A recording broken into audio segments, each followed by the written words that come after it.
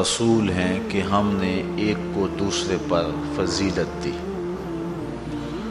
منہم من کلم اللہ، ان میں سے کوئی ایسا بھی ہے جس سے اللہ نے کلام کیا۔ ورفع بعضهم درجات، اور کوئی ایسا بھی ہے جو درجوں میں سب سے بڑھ گیا۔ کوئی فلک تے رہ یار گیا، کوئی جا سدرہ تے ہار گیا۔ ایک کالیاں زلفاں والا سی جڑا عرش تو بھی لنگ پار گیا۔ جہاں تک حضور کی عظمت و رفعت کو بیان کرنے کا معاملہ ہے، میں کیا کوئی بھی اس پہ قادر نہیں ہے، کسی میں ہمت نہیں ہے کہ وہ یہ دعویٰ کرے کہ میں اس عنوان کا حق ادا کر سکتا ہوں۔ لیکن اس کے باوجود ہر بندہ کوشش کرتا ہے کہ میں حضور کے مدح خانوں میں، حضور کے ثنا خانوں میں اپنا نام لکھوا لوں۔ ابن تیمیہ نے لکھا ہے کہ حضور علیہ السلام کی مدح و ستائش اور تعظیم و توقیر کا بیان کرنا یہ دین قائم کرنے کے مترادف ہے، اور اگر یہ وظیفہ اور یہ کام رہ گیا تو سمجھ لو دین گر گیا۔ جس دین میں حضور کی عظمتوں کا بیان نہیں ہے وہ دین ہی نہیں ہے۔ ہمارے ساتھ جو ظلم ہوا وہ یہ ہوا، اقبال کے بقول عہد ما راز ما بیگانہ کرت، از جمال مصطفیٰ بیگانہ کرت۔ ہمارے عہد نے ہمیں ہم سے دور کر دیا، اس لیے کہ ہمیں حضور کے جمال سے دور کر دیا۔ امت حضور کی دہلیز پہ رہے تو سر بلندی ملتی ہے۔ علامہ اقبال نے اپنا سارا فلسفہ دو لفظوں میں نچوڑ دیا کہ محمد سے وفا تو نے تو ہم تیرے ہیں، یہ جہاں چیز ہے کیا لوح و قلم تیرے۔ تو یہ ایک اہم فریضہ ہے جس کو امت کے ہر اس شخص نے ادا کیا جس کو دین کی سمجھ ہے۔ حضور علیہ السلام کی مدح و ستائش، حضور کی تعریف و توصیف۔ گو ہر شخص یہ جانتا ہے کہ یہ میرے بس کا روگ نہیں ہے۔ حضرت حسان بن ثابت رضی اللہ تعالی عنہ کہتے ہیں، ما ان مدحت محمدم بمقالتی لیکن مدحت مقالتی بمحمدی۔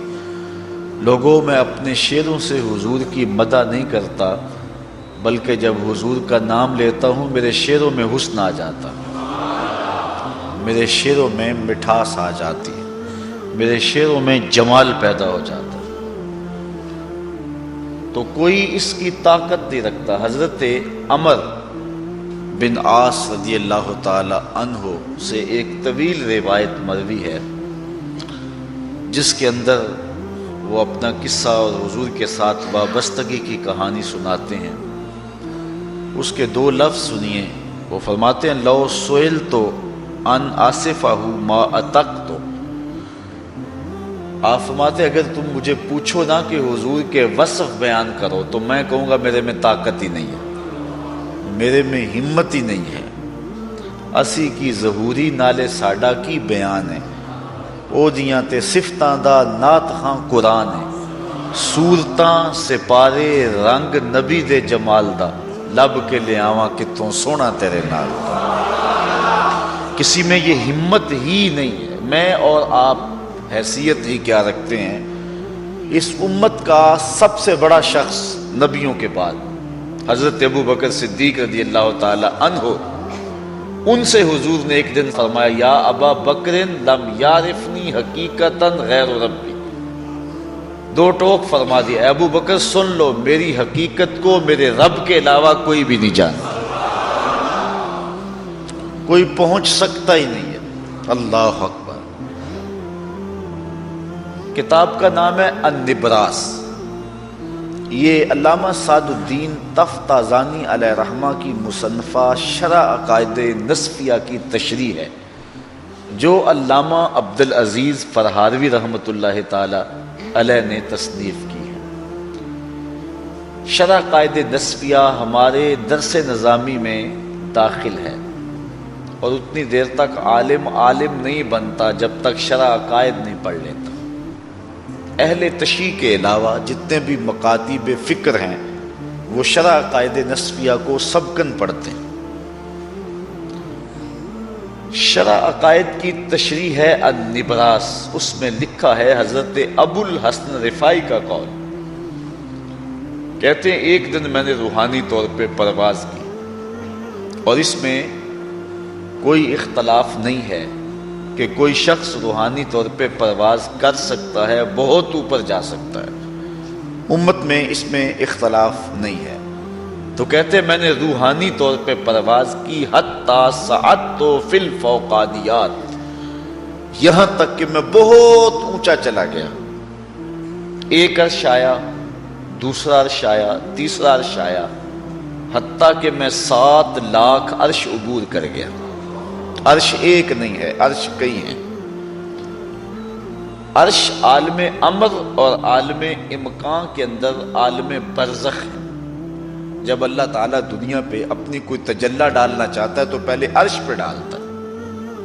تجلیات الہیہ عرش سے چھن کے پھر دنیا پہ آتی ہے.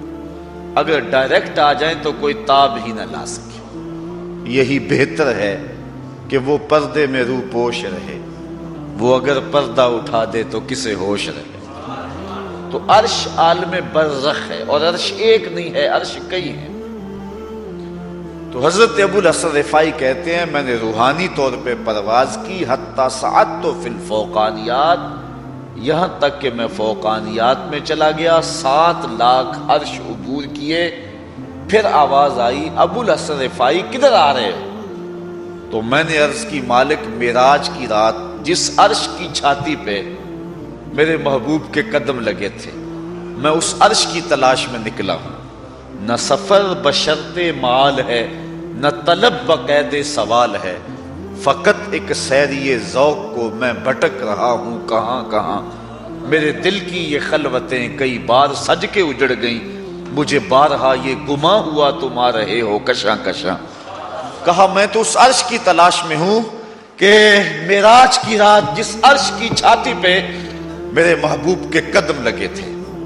کہتے جب میں نے یہ کہا تو آواز آئی ارجع لا وصول لک. ابو الحسن رفاعی پلٹ جاؤ، تم کروڑوں سال بھی پرواز کرو، جس عرش کی چھاتی پہ میرے محبوب کے قدم آئے ہیں تم کیا تمہارا خیال بھی نہیں پہنچ سکتا. یارو جس نبی کے قدم اتنے اونچے ہیں اس نبی کا سر کتنا اونچا ہوگا. مولوی کا تو دماغ خراب ہو گیا کہ ترازو گاڑ کے بیٹھ گیا اور اس کو تول رہا ہے جس کو تولا نہیں جا سکتا، اس کو ناپ رہا ہے جس کو ناپا نہیں جا سکتا. جو عقل و خرد فہم و ادراک کے زاویوں سے بڑا ہے، کوئی حد ہے ان کے عروج کی؟ بالغ العلاب کمال. کون ہے جو اس محبوب کی کنہ تک پہنچے؟ کہا ارجع لا وصول لک، واپس پلٹ جاؤ، تم کروڑوں سال بھی پرواز کرو لیکن جس عرش کی چھاتی پہ میرے محبوب کے قدم آئے ہیں تمہارا وہاں خیال بھی نہیں پہنچ سکتا. اللہ اکبر. حضرت بایزید بستامی کی سنیے. کہتے ہیں ایک دن مجھے شوق آیا کہ میں حضور کی عظمتوں کو تو دیکھوں، تو معرفت کے سمندر میں غوطہ زن ہو گیا. یہ کون کہہ رہا ہے؟ حضرت بایزید بستامی. بایزید بستامی کسی معمولی شخص کا نام نہیں ہے. حضرت داتا صاحب کشف المعجوب میں لکھتے ہیں تصوف کے 10 بڑے اماموں میں سے ایک امام کا نام بایزید بستامی ہے. سکر و صحف کی بحث میں مزید گفتگو کرتے ہوئے ارشاد فرماتے ہیں کہ یحییٰ بن معین نے حضرت بایزید بستامی کو خط لکھا اور جو لکھا حالت اپنی تھی لیکن لکھا بصیغہ غیب. کہا کہ حضرت اس شخص کی کیا شان ہے جس نے معرفت کے سمندر سے ایک جرعہ لیا، ایک گھونٹ پیا، اتنا نشہ آیا کہ ابھی تک ہوش ہی نہیں آ رہی، اپنی حالت لکھی۔ تو حضرت بایزید نے جو جواب لکھا حالت اپنی تھی، لیکن لکھا بصیغہ غیب۔ کہا میاں تو اس کا حال پوچھتا ہے جس نے ایک گھونٹ پیا اور ابھی تک ہوش نہیں آ رہا، تو اس کا حال کیوں نہیں پوچھتا جو پورا سمندر پی گیا پھر بھی ہوش میں پھر رہا ہے۔ یہ ہیں بایزید بسطامی علیہ رحمہ۔ تیفور سے سفر کرتے ہوئے، بسطام سے سفر کرتے ہوئے 12 سال میں مکہ المکرمہ پہنچتے۔ اتنا لمبا سفر نہیں ہے، لیکن اتنی دیر اس لیے لگی کہ ہر قدم پہ 2 رکعت پڑھتے تھے۔ 12 سال میں جب پہنچے اور پہلی نظر کعبۃ اللہ پہ پڑی تو حضرت بایزید بسطامی نے نگاہیں جھکا لی۔ مریدین نے کہا شوق و وارفتگی کے عالم میں کہاں سے چلے، اب اللہ کا گھر سامنے ہے، جی بھر کے دیکھتے کیوں نہیں؟ تو حضرت بایزید کہنے لگے اتنی دور سے پتھر دیکھنے تو نہیں آیا، اگر میں نے پتھر ہی دیکھنے تھے تو بسطام میں تھوڑے تھے۔ تو حضرت بایزید بسطامی نے پھر جب دوسری نظر اٹھائی، کعبہ بھی دیکھا، کعبے والا بھی دیکھا، لیکن حضرت بایزید بسطامی نے پھر سر جھکا لیا۔ مریدوں نے کہا حضور اب کیا مسئلہ ہے؟ کہا جب وہ نظر آتا ہے تو یہ درمیان میں پتھر نظر کیوں آتے ہیں؟ تو جب تیسری نظر اٹھائی جدھر دیکھا اسی کے جلوے نظر آئے۔ یہ بایزید بسطامی کی کہانی سنا رہا ہوں۔ اقبال بھی خراج پیش کرتا ہے، کامل بسطام از تقلید فرد اجتناب از خوردن خربوزہ کر۔ ساری زندگی خربوزہ نہیں کھایا حضرت بایزید نے، کہ سنت سے خربوزہ کھانا تو ثابت ہے، کھانے کے طریقے کی وضاحت نہیں ملتی۔ حضور نے توڑ کے کھایا ہے یا کاٹ کے کھایا ہے؟ توڑ کے کھانے لگتے خیال آتا کہیں کاٹ کے نہ کھایا ہو، کاٹ کے کھانے لگتے خیال آتا کہیں توڑ کے نہ کھایا ہو، اس ڈر سے کہ کہیں سنت رسول کی مخالفت لازم نہ آ جائے ساری زندگی خربوزہ ہی نہیں کھایا۔ اقبال کہتا ہے لوگوں جانتے ہو بایزید کو یہ مرتبہ اور یہ شان و شوکت کیسے ملی کہ وہ سلطان العارفین بنے؟ کہا کامل بسطام از تقلید فرد اجتناب از خوردن خربوزہ کر۔ وہ حضور کی اطاعت کا یہ جذبہ تھا جس نے بایزید کو کہاں سے اٹھا کے کہاں تک پہنچا دیا۔ یہ ہے مرتبہ حضرت بایزید بسطامی کا۔ اللہ اکبر، ان کے مناقب بہت سارے۔ حضرت بایزید بسطامی کی یہ روحانی پرواز ہے۔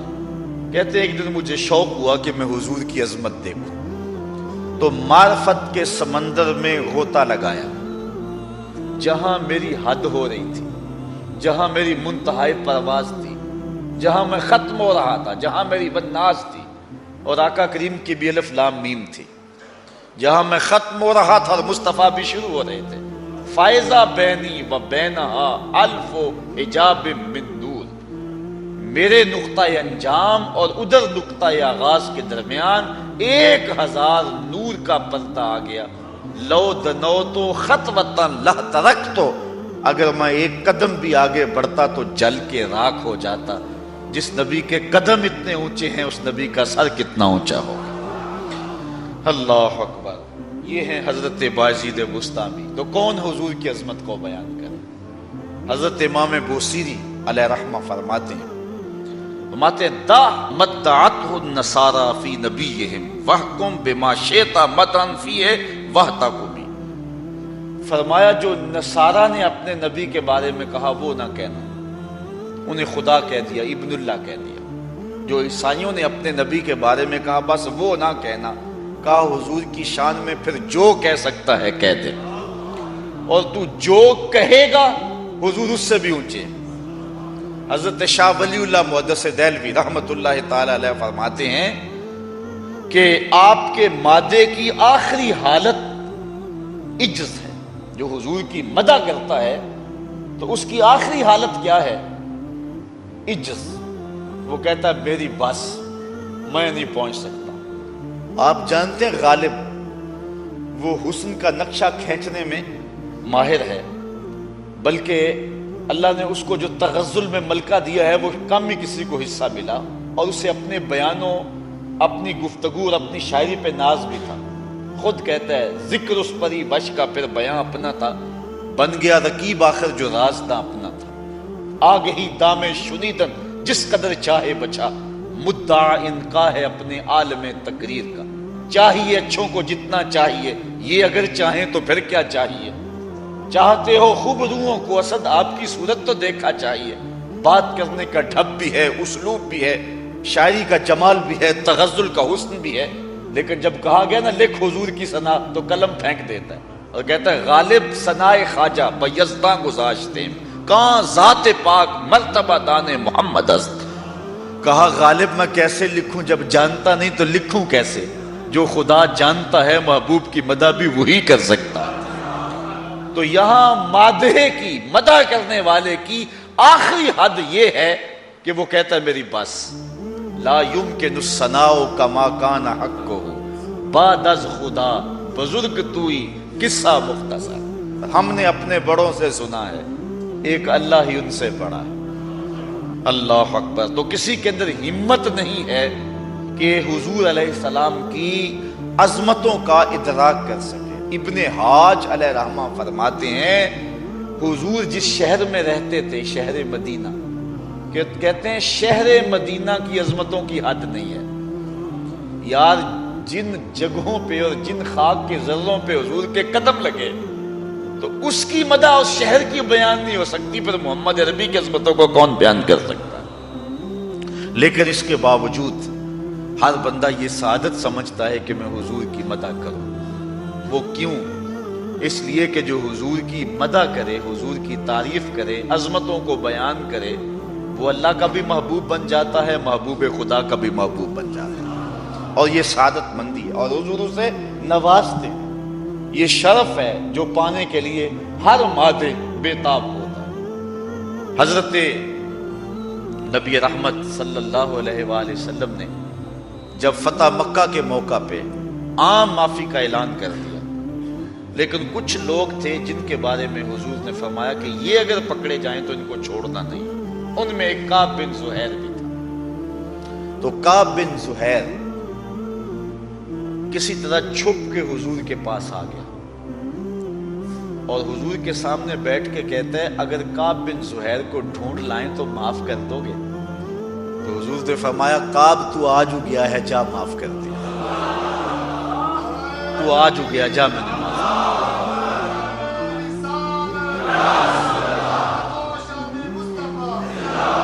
تو جو کعب تھا اب حضرت کعب بنا۔ عرض کی حضور اس زبان سے آپ کی حجب کہا کرتا تھا، اب اجازت ہو تو آپ کی نعت پڑھنا چاہتا ہوں۔ حضور نے فرمایا کعب ذرا ٹھہرو، ممبر بچھا لینے تھے۔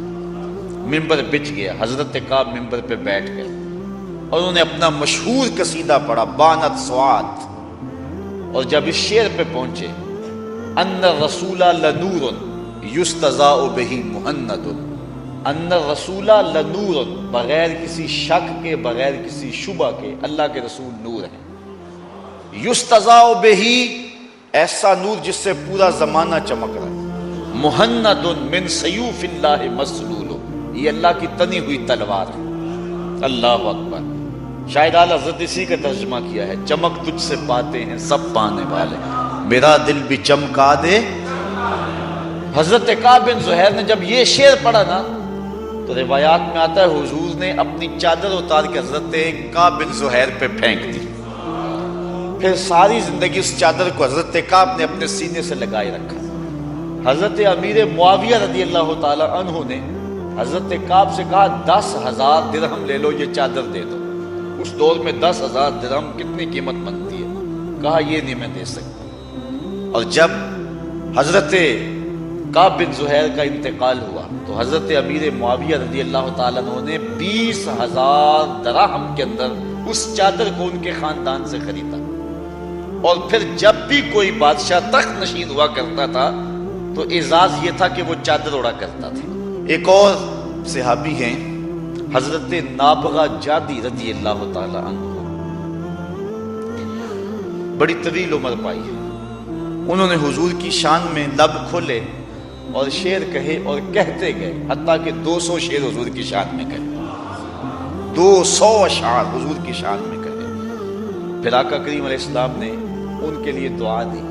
اب دعا کے لفظ حضور نے کہا لا یفدد اللہ فاک، اللہ تیرے منہ کی مہر نہ توڑے، اللہ تیرے منہ کی مہر نہ توڑے.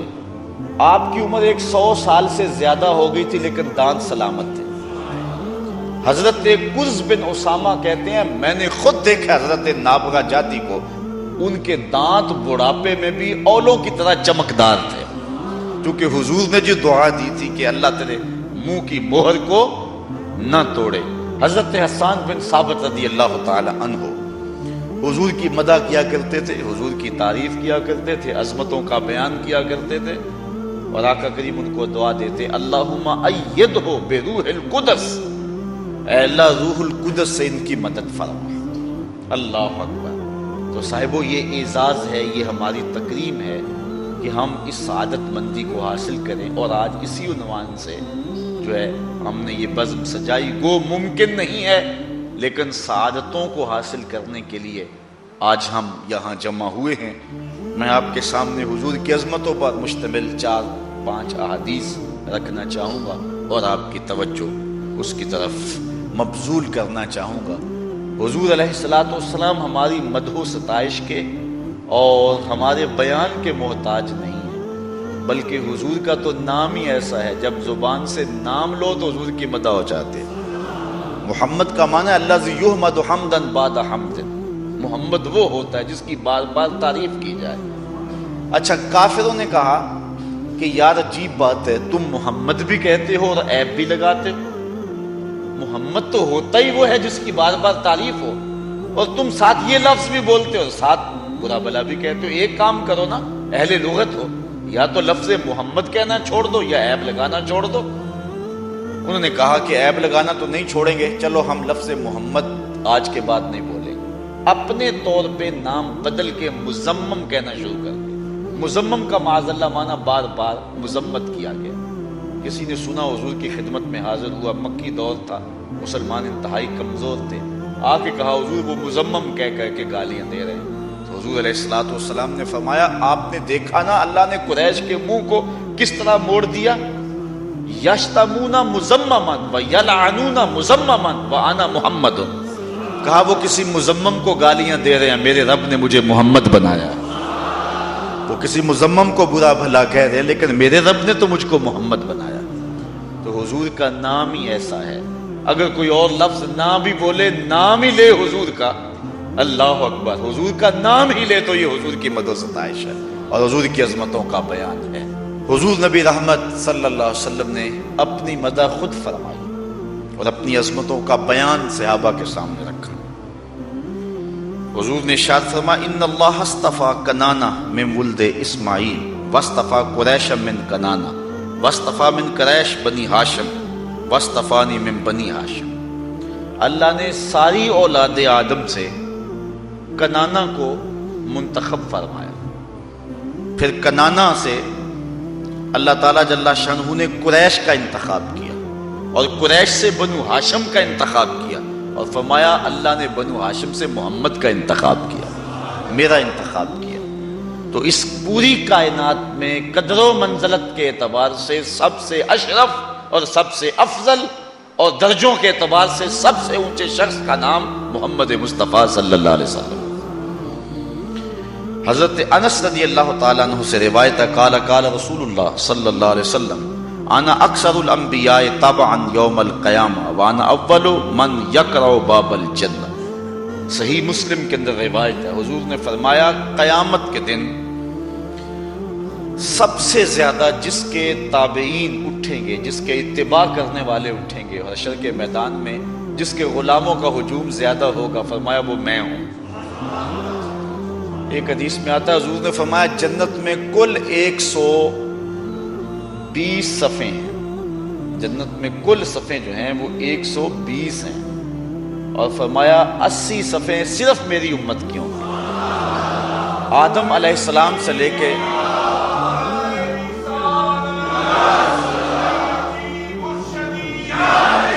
آدم علیہ السلام سے لے کر حضرت عیسیٰ علیہ السلام تک 1,00,000 کئی ہزار نبیوں کی امتیں صرف 40 صفوں میں کھڑی ہوں گی، اور فرمایا میرے اکیلے کی امت 80 صفوں میں کھڑی ہو۔ یہ حضور علیہ السلام کا اعزاز ہے، اور اسی لیے حضور نے فرمایا کہ میری امت میں اضافہ کرو، چاہے کچے بچے سے ہی کیوں نہ ہو، تاکہ کل قیامت کے دن کثرت امت کی وجہ سے میں نبیوں میں فخر کروں گا۔ تو فرمایا قیامت کے دن اپنے ماننے والوں کے اعتبار سے میں نبیوں میں سب سے اول ہوں اور کثرت سے ہوں۔ وَأَنَا أَوَّلُ مَنْ يَقْرَعُ بَابَ الْجَنَّةِ، جو سب سے پہلے جنت کا دروازہ کھٹکھٹائے گا وہ بھی میں ہی ہوں۔ سب سے پہلے حضور جنت کا دروازہ کھٹکائیں گے، حضور کے پیچھے امت ہو۔ اعلیٰ حضرت بولے پیش حق مجدہ شفاعت کا سناتے جائیں گے، آپ روتے جائیں گے ہم کو ہنساتے جائیں گے۔ وسعتیں دی ہے خدا نے دامن محبوب کو، جرم کھلتے جائیں گے اور وہ چھپاتے جائیں گے۔ حشر کے میدان میں حضور فرمایا میں نبیوں میں فخر کروں گا، نبیوں میں افتخار ہوگا میرا۔ تو معلوم ہوا جو محشر کا دن ہے یہ حضور کی عظمتوں کا سب سے بڑا جلسہ ہے، یہ حضور کی عظمتوں کا سب سے بڑا جلسہ ہے۔ اعلیٰ حضرت یہاں بولے فقط اتنا سبب ہے انعقاد بزم محشر کا، فقط اتنا سبب ہے انعقاد بزم محشر کا کہ ان کی شان محبوبی دکھائی جانے والی، اس لیے محشر کا میدان سجایا جائے گا کہ دنیا کو پتا چلے کہ محمد عربی صلی اللہ علیہ وسلم کی عظمتوں کے پھریرے کیسے لہرائے جا رہے ہیں۔ حضرت جابر رضی اللہ تعالی عنہ سے روایت ہے جس کو امام بخاری نے بھی روایت کیا، امام مسلم نے بھی روایت کیا۔ قال قال رسول اللہ صلی اللہ علیہ وسلم اوتیت خمسا لم یوتہن احد قبلی، حضور فرمایا مجھے 5 چیزیں ایسی دی گئی ہیں جو میرے علاوہ کسی نبی کو نہیں دی گئی، مجھے 5 ایسی چیزیں عطا کی گئی ہیں جو میرے علاوہ کسی اور کو نہیں دی گئی۔ پہلی چیز نصرت بالرعب مسیرۃ شہر، اللہ نے میری مدد رعب سے کی ہے، یعنی میں 1 مہینے کے فاصلے پر ہوتا ہوں، دشمن کے دل پر پہلے ہی رعب پیدا ہو جاتا ہے۔ ایک تو اللہ نے میری یہ مدد کی ہے جو میرے علاوہ کسی اور کی مدد نہیں ہوئی۔ دوسرا وَجُعِلَتْ لِيَ الْأَرْضُ مَسْجِدًا وَطَهُورًا، اللہ نے پوری کائنات کو میرے لیے مسجد اور پاک بنایا ہے۔ فَأَيُّمَا رَجُلٍ مِّنْ أُمَّتِي أَدْرَكَتْهُ الصَّلَاةُ فَلْيُصَلِّ، تو میرا امتی جہاں بھی نماز کا وقت پائے وہیں مصلی بچھا کے پڑھ لے، پوری زمین اس کے لیے مسجد ہے۔ پچھلی امتوں میں ایسا نہیں تھا، عبادت کے لیے معبد میں ہی جانا پڑتا تھا، گرجا گھر میں کلیسا میں ہی جانا پڑتا تھا، لیکن اس امت کے لیے اللہ نے پوری زمین کو پاک کر دیا، حضور کے قدم آئے پوری دھرتی پاک ہو گئی۔ اب نماز کا وقت ہو گیا، گھر میں ہے تو گھر پڑھ لو، آپ دور ہیں، مسجد بہت دور ہے نہیں پہنچ سکتے، ڈیرے پہ ہیں، آپ کھیتوں میں کام کر رہے ہیں، وہیں مصلی بچھا کے نماز پڑھ لو، جہاں بھی ہیں وہاں نماز پڑھ لو، پوری دھرتی کو حضور کے قدموں کے صدقے اللہ نے مسجد بنا دیا اور پاک کر دیا ہے۔ فرمایا دوسری یہ مجھ کو اللہ نے یہ شان دی، اور تیسری وَأُحِلَّتْ لِيَ الْغَنَائِمُ وَلَا تُحِلُّ لِأَحَدٍ قَبْلِ، اللہ نے میرے لیے مال غنیمت کو حلال کیا اور میرے سے قبل کسی کے لیے مال غنیمت حلال نہیں تھا۔ پچھلی امتوں کے لیے ایسا تھا کہ اگر وہ جنگ کے اندر کافر کوئی سامان چھوڑ کے جائیں تو وہ بس چھوڑ گئے، حلال نہیں تھا ان کے لیے، وہ اس کو استعمال میں نہیں لا سکتے تھے، لیکن حضور علیہ السلام کے لیے اس کو حلال رکھا گیا۔ چوتھی چیز وَأُوتِيتُ الشَّفَاعَةَ، اللہ اکبر، فرمایا چوتھی چیز اللہ نے مجھ کو شفاعت کا حق دیا ہے، میں شفاعت کروں گا قیامت کے دن۔ حضور نے فرمایا میرے اللہ نے مجھے 2 چیزوں میں ایک کو اختیار کرنے کا اختیار دیا، یا تو محبوب یہ چیز پسند کر لو کہ آدھی امت بغیر حساب کے جنت میں، آدھی کا حساب لے لیں گے، یا پھر حق شفاعت لے لو۔ حضور فرماتے ہیں میں نے آدھی امت والا سودا نہیں کیا، میں نے حق شفاعت لے لیا۔ اب آپ سمجھ تو گئے ہوں گے کہ حضور نے حق شفاعت کیوں لیا ہے۔ حضور نہیں چاہتے کہ میرا کوئی امتی جہنم میں جائے، حضور شفاعت کر کے سب کو جنت میں لے جائیں۔ اللہ اکبر، وہ کسی نے کہا نا کہ وہ اپنا مقدمہ کیسے ہار سکتا ہے جس کے حضور وکیل ہوں، تو میں نے کہا یار یوں نہ پڑھو، حضور ہمارے وکیل نہیں ہیں اس معنی میں، ایڈوکیٹ کے معنی میں، بلکہ ہمارے شفیع ہیں۔ وکیل اور شفیع میں فرق ہوتا ہے۔ وکیل کہتا ہے جج کو کہ صاحب میرے موکل نے یہ جرم نہیں کیا لہٰذا چھوڑ دو، اگر جرم ثابت ہے تو سزا پکی ہے۔ وکیل کہتا ہے میرے موکل نے جرم نہیں کیا لہٰذا چھوڑ دو، شفیع کہتا ہے سب کچھ کیا ہے، میرا آنا دیکھ لو۔ حضور قیامت کے دن وکالت نہیں کریں گے، شفاعت کریں گے۔ یہ نہیں کریں گے کہ مالک انہوں نے کیا کچھ نہیں، کہیں گے مالک سب کچھ کیا ہے، میری پھیلی ہوئی زلفوں کو دیکھ لیا جائے۔ پھر حضور شفاعت کریں گے، ساری امت کا کام بن جائے۔ تو کہا اللہ نے مجھے شفاعت کا حق دیا۔ اور پانچویں چیز، وَكَانَ النَّبِيُّ يُبْعَثُ إِلَىٰ قَوْمِهِ خَاصَّةً وَبُعِثْتُ إِلَى النَّاسِ عَامَّةً۔ باقی جتنے بھی نبی آئے ہیں وہ کسی خاص قوم کی طرف مبعوث ہوئے ہیں۔ کوئی شہر مدین کی طرف آیا، کوئی قوم عاد کی طرف آیا، کوئی قوم سمود کی طرف آیا، کوئی کسی مخصوص قوم کی طرف آیا۔ نبی مخصوص قوموں، مخصوص شہروں کی طرف مبعوث ہوتے رہے، لیکن فرمایا اللہ نے مجھ کو پوری کائنات کے لیے، عام طور پہ اسود و احمر کے لیے، مجھے قیامت تک آنے والی مخلوقات کے لیے مبعوث کر کے بھیجا۔ تو حضور کی امت کی عمومیت اور آقا کریم علیہ الصلوۃ والسلام کی یہ وسعت، تو کہا یہ پانچ وہ چیزیں ہیں جو اللہ نے میرے علاوہ کسی اور نبی کو نہیں دی۔ اللہ اکبر۔ لوگوں سے امتیاز تو کیا، نبیوں میں امتیاز ہے حضور میں۔ آل حضرت بولے خلق سے اولیاء، اولیاء سے رسل، اور رسولوں سے اعلیٰ ہمارا نبی۔ تمام مخلوقات سے ولی افضل ہیں، ولیوں سے نبی افضل ہیں، نبیوں سے رسول افضل ہیں، اور رسولوں کا لاڑا آمنہ کا راج دلارا ہے۔ ترمذی شریف کی حدیث حضرت ابو سعید خدری رضی اللہ تعالیٰ عنہ سے، قال قال رسول اللہ صلی اللہ علیہ وسلم انا سید ولد آدم یوم القیامہ۔ کہا قیامت کے دن میں ساری اولاد آدم کا سردار ہوں، ولا فخرا، اور اس بات پر فخر نہیں کرتا، بطور فخر نہیں کہہ رہا، تحدیث نعمت کے طور پہ کہہ رہا۔ وبیدی لواء الحمد ولا فخر، اور میرے ہاتھ میں حمد کا جھنڈا ہوگا اور میں فخر نہیں کرتا۔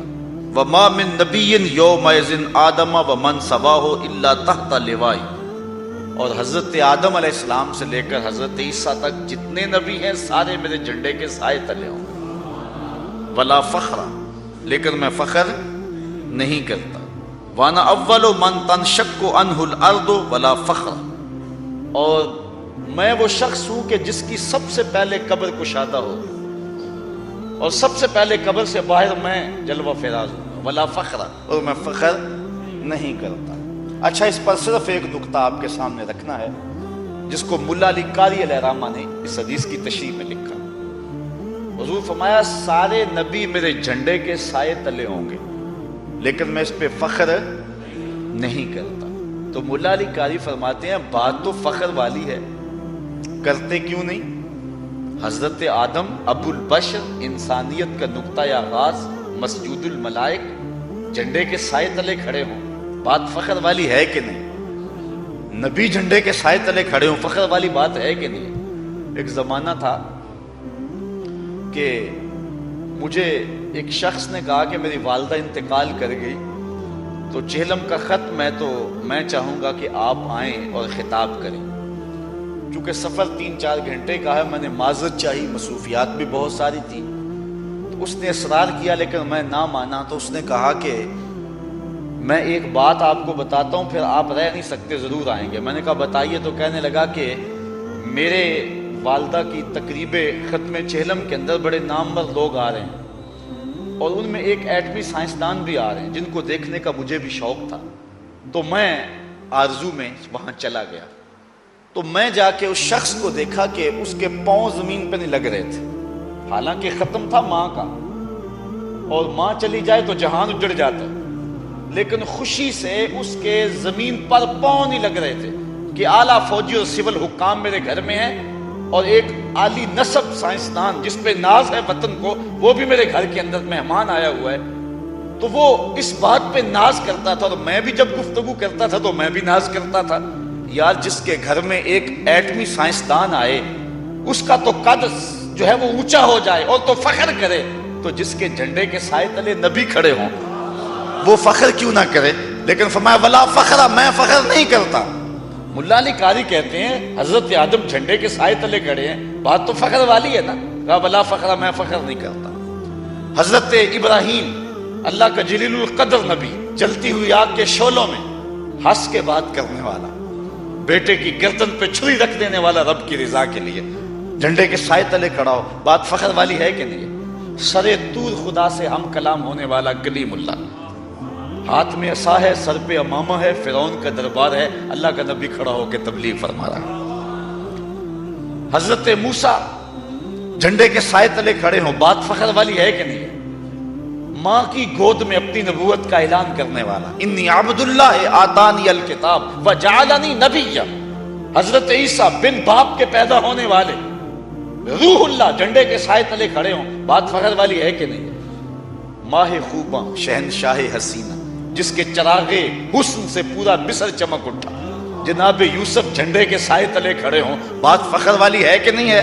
کہا ولا فخر، میں نہیں کرتا۔ ٹھنڈ پڑ جائے گی آپ کو، جو ملا علی نے جواب دیا۔ اللہ اکبر، آپ مجھے پتا بڑی دور دور سے آئے ہیں اور چند لمحے قبل بارش بھی برسی ہے اور آپ نیند چھوڑ کے آئے ہیں، لیکن سب کچھ بھول جائے گا اس ایک بات پر، اور آپ کا دل میرے سے پہلے بڑا پیار کرتا ہے اور بھی پیار کرے گا، اور حضور کا محب ہوتا ہی وہ ہے جس کو حضور کی شان سن کے ٹھنڈ پڑے۔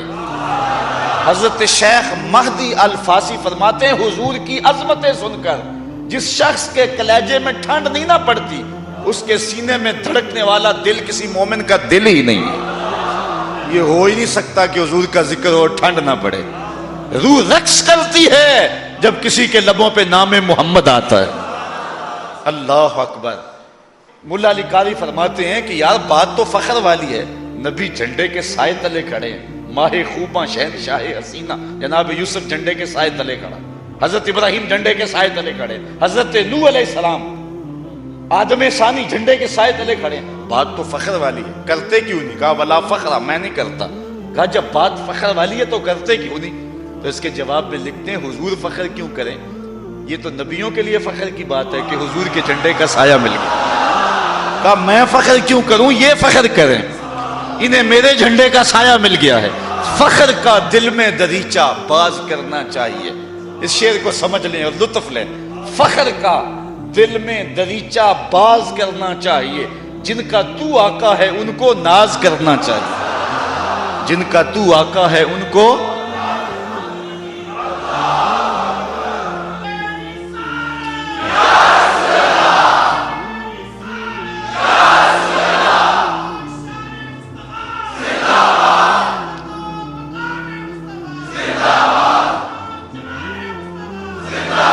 کوئی حد ہے ان کے عروج کی، بلغ العلاب کمال۔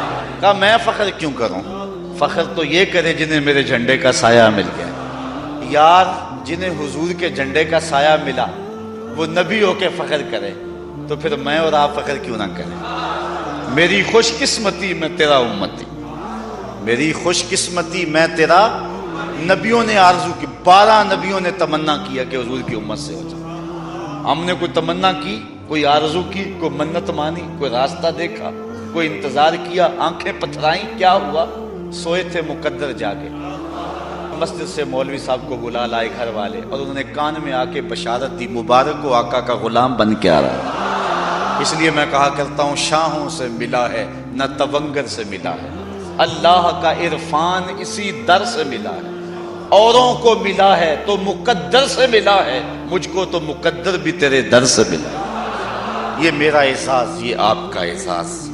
مضمون ابھی اور بھی ہے، لیکن ندانم قدامی سخن گوئے مت، کہ والا تری زانچے من گوئے مت، چے وصفت کند سادیے نا تمام۔ شیخ سادی کہتے ہیں چے وصفت کند سادیے نا تمام، کہتے ہیں نا تمام سادی کیا آپ کا وصف بیان کرے۔ پھر کہتے ہیں علیک الصلاۃ اے نبی والسلام، بس اتنی بات ہے آقا، آپ پر صلاۃ بھی ہو، آپ پر سلام بھی ہو، بس یہی بات ختم ہوتی ہے۔ علیک الصلاۃ اے نبی والسلام، چے وصفت کنند، کیسی حد کر دی شیخ سادی، چے وصفت کنند سادی نا تمام. اللہ اکبر. ایک جگہ فرماتے نہ حسن شرائط دارت نہ سادی را سخن پائیں بمیرت تشنا مستسقی بدریا ہم چنا باقی. وہ کہتے ہیں نہ تو سادی کی باتیں ختم ہوتی ہیں نہ تیرا حسن ختم ہوتا ہے. تو فرماتے ہیں کہ پھر دریا کے کنارے جو مستسقا کا مریض تھا وہ پیاسا مر گیا, نہ اس کا پیٹ بھرا اور نہ ہی دریا ختم ہوا.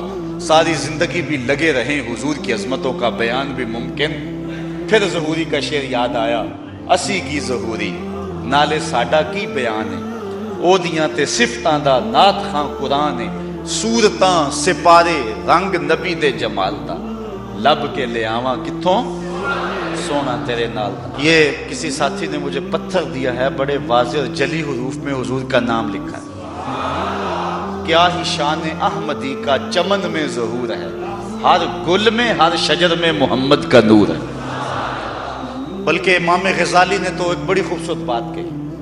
آپ فرماتے ہیں پوری کائنات اسی نام کا مظہر ہے, اسی نام کا چرچا. فرماتے ہیں انسان اپنی صورت کو دیکھے. الراسو مدور کل میم, سر میم کی طرح گول ہے.